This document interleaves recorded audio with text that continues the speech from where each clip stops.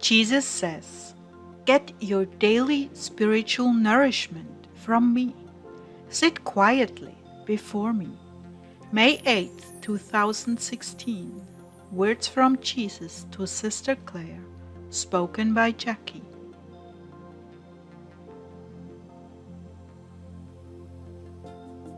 The Lord's mercy is our shield and comfort, dear Heartdwellers. As usual, I have had some struggles with the Black Panther demon, temptations to waste time and distractions. I'm feeling quite convicted today, so I began our time together with an admission. "Here I am, Lord, your miserable little one." He replied immediately,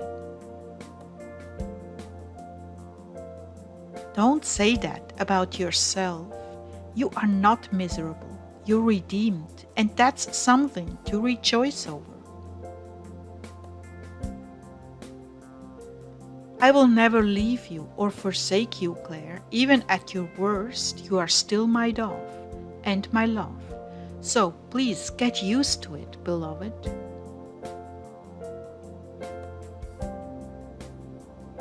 "Jesus, I need your help. I don't want to be anywhere near the world anymore, and I'm having a really hard time withdrawing. It's very sad. I miss you, Jesus. I'm too caught up in these things. Please tell me what to do, please." And just to give you an idea, I've got this spring cleaning bug. Every time I see something out of order that needs to be taken care of, I dive in on it. I don't need to be doing that. It's really pulled me away from the Lord. So that's part of what's going on.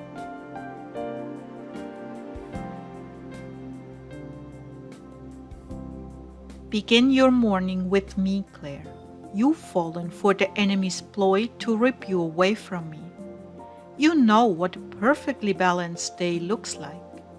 You have some wonderful people on this channel, and they understand when you don't have a message up first thing.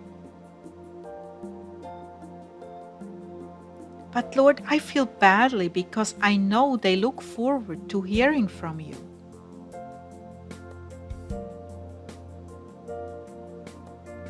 If they would say to me, "Jesus, Clare did not put a message up yet. Would you please give me something to feed on from your own hand?" I guarantee they will be quite surprised with what they come up with. Sitting quietly before me after communion, pen or computer in hand. Pour your heart out to me, my brides. Speak tenderly to me about your fears, insecurities, hurts, and disappointments, and your joys too. Thanksgiving is the key to my heart. I do so much for my own, and yet they forget to thank me.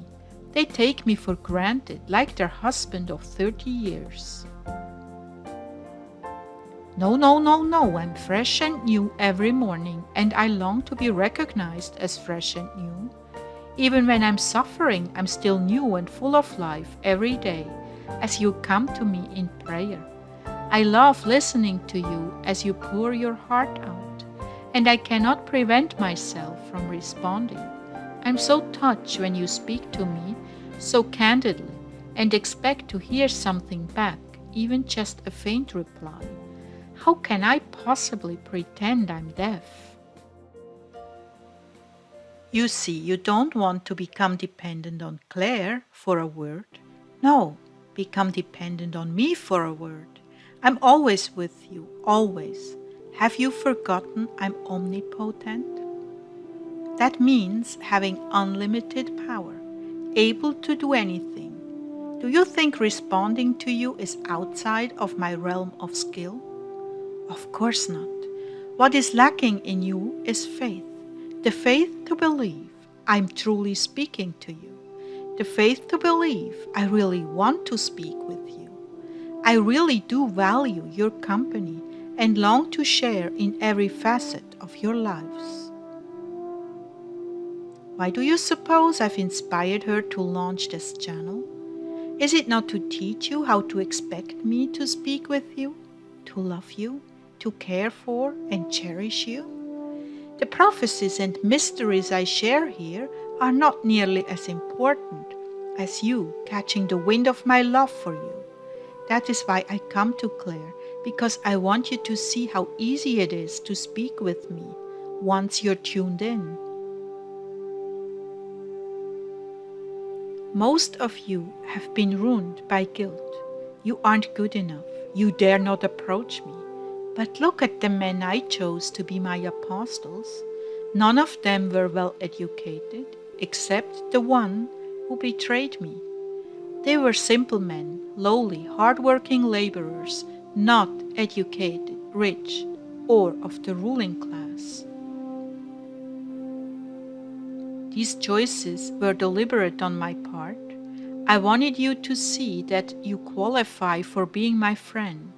I made it simple because I wanted you to be a part of my life, my conversations, my times of sorrow when I need consolation. I couldn't have made it plainer, yet you still avoid coming close to me. Have you not repented of your sins? Do you not know that I promised I would complete the good work I began in you the day of your salvation?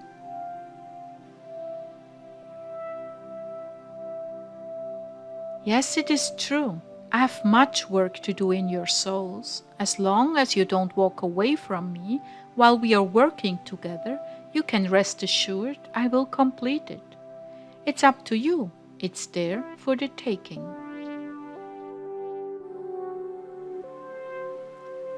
Go about day to day asking me to use you to touch someone with my love, and I will surely answer that prayer.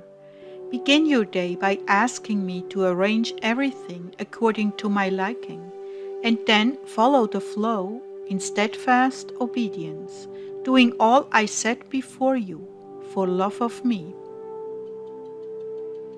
This is what the saints in heaven are made of, sheer obedience out of love for me. They did everything from a motive of love for me and for their neighbor. Their hearts were purified by this motive. Nothing difficult about it, simply do everything out of love, never out of selfish motives, never to be seen or heard, never to harvest a worldly reward, but sheerly out of love for me. Oh, when I see you living a life of sacrificial love, my heart beats almost out of my chest.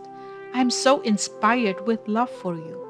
To see my little Christs, called by my name, acting like me out of pure motives, sets my heart ablaze with love.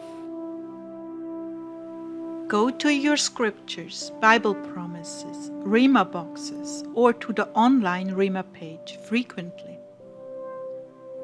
to see what I am thinking in any given moment.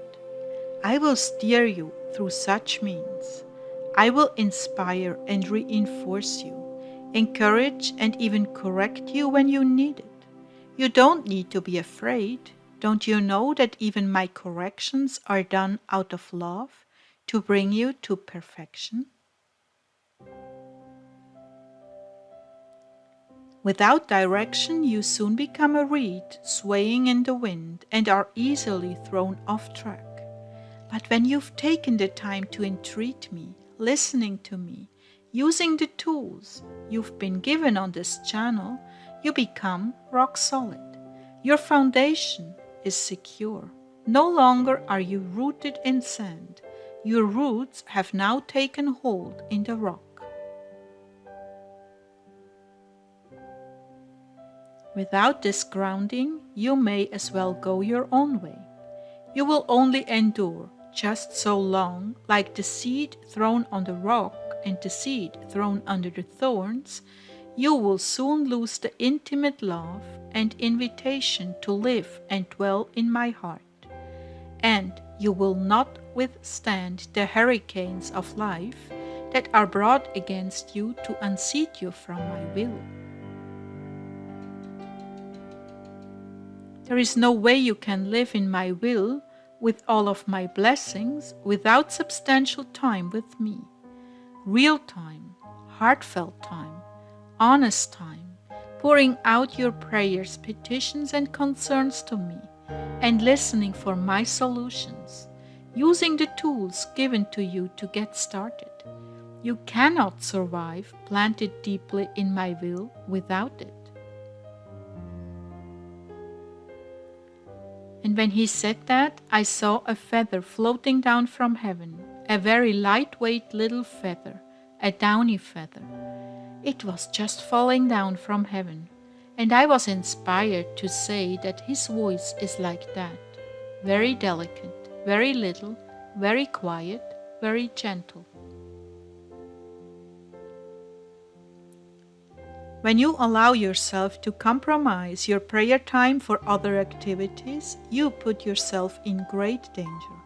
The briefing I would have given you that morning never gets to your heart and mind, and you are a sitting duck for the tactics of the enemy. That is why he will try to overwork you, give you a job that leaves you exhausted at night and unable to pray. It's up to you to draw the line, my children.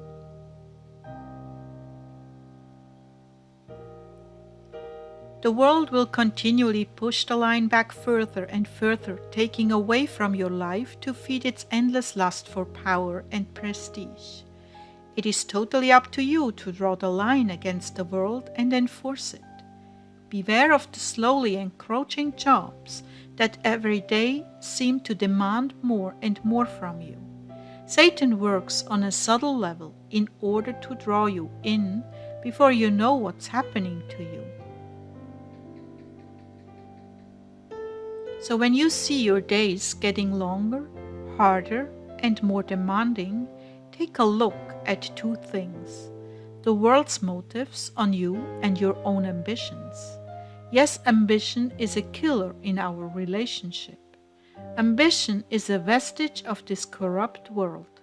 Living from day to day with the only agenda of loving me in everything you undertake or do for others will keep you from throwing your lot in with the world and becoming ambitious. These are some of the things I want you to consider in your relationship with me. These are the little foxes that nip at the vine and spoil the harvest. These are the dark forces that will eat the very life out of you until there's nothing left for you or for me. Be aware of these, my doves. Be wise as the serpent and draw the line. Do not allow the world to bleed you dry. Rather protect the precious flower of our relationship and continue to build on the rock. I bless you now with the wisdom that comes from above, that you might be able to look at your life and the things you spend your time on, and recognize areas that are stealing from our relationship.